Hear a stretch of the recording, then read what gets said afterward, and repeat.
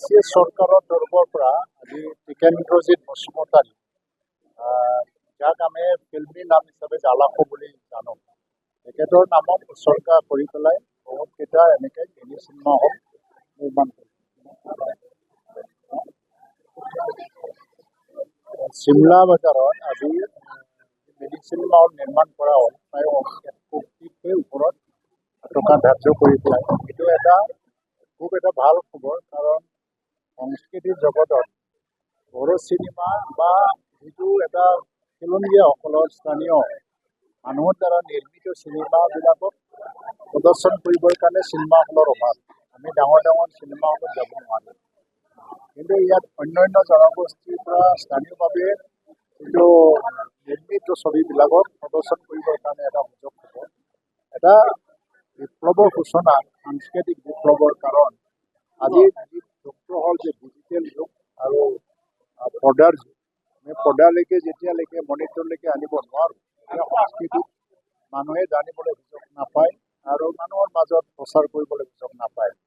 এই এটা উদ্যোগটো খঞ্চৰ দ্ৰব্যৰ পৰা লোৱাৰ কাৰণে আজি বহুত টেলিভিছন বা চিনেমা আৰ্টিষ্টবিলাকে খুবেই আনন্দিত।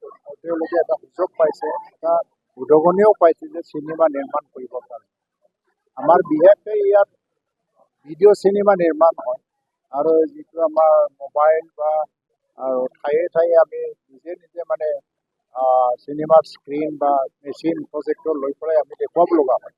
ঠিক তেনেকৈ কিন্তু এটা স্থায়ী চিনেমা হল তেতিয়া নাছিল, কিন্তু এতিয়া যিটো সৰু লঘু উদ্যোগ বুলি কোৱা যাব, চিনেমাৰে লঘু উদ্যোগ, যিটো সৰু সৰু পৰ্যায়ত চিনেমা নিৰ্মাণ কৰিছে, তাৰ যিটো এটা এক্সপেণ্ডিচাৰ ক'ব লাগিলে 10-15 লাখত এটা চিনেমা নিৰ্মাণ হৈ আছে। তাৰ দ্বাৰাদি বহুত আৰ্টিষ্ট তেওঁলোকৰ জীৱিকাৰো এটা উপায় হৈছে আৰু লগতে নিজৰ সংস্কৃতি, নিজৰ কালচাৰ এইটো চাবৰ কাৰণে মানুহে এটা সুযোগ পাইছে। সেইকাৰণে বিটিআৰৰ তৰফৰ পৰা যিখিনি এটা ইনিচিয়েটিভ লৈ পেলাই মিনি চিনেমা হল বনোৱা হৈছে, এইটো অতিকৈ প্ৰশংসনীয়। আৰু মই ভাবোঁ যে সাংস্কৃতিক জগতত এইটো আমাৰ সাংস্কৃতিক কৰ্মীসকলক যথেষ্ট উদগনি দিব।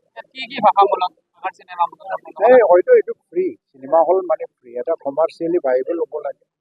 অকল বড়ো ভাষাৰ চিনেমা চলিলে এইটো ভাইবল নহ'ব। মই ভাবোঁ যে আজিলৈকে কি ভাবিছে, কিন্তু মোৰ মতে চব ফ্ৰী হ'ব লাগে, চব ভাষাৰে।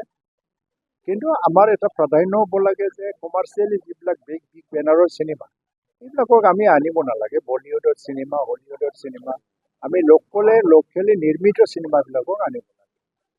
মাজতে যেনিবা কিছুমান স্পেচিয়েল ফিল্মবিলাক উলিওৱা হয়, যিটো গভমেণ্টে টেক্স ফ্ৰী বনাই দিব লগা হয়, ৱৰ্ল্ড ৱাইড এটা ফেমাছ হৈছে। এইবিলাক চিনেমা যদি মানুহে চাবলৈ বিচাৰে, চাবলৈ সুযোগ পাব লাগে।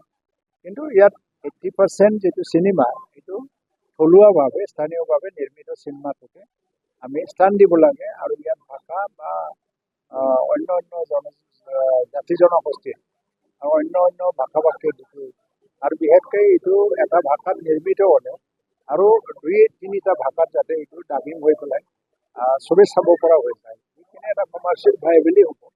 আৰু সৰু সৰু জনগোষ্ঠীয়ে এজনে আনজনৰ ওপৰত, এটাই আন এটাৰ ওপৰত নিৰ্ভৰশীল হ'ব পাৰিব। নিৰ্বাচন প্ৰায় সমাগত। মই চিনেমা হলৰ পৰা নিৰ্বাচনৰ কথা भारत भाग्य विधाता पंजाब सिंध गुजरात मराठा द्राविड़ उत्कल गंगा। যিকোনো খবৰৰ বাবে যোগাযোগ কৰক 7099017330 লগতে 7099017110 নম্বৰত।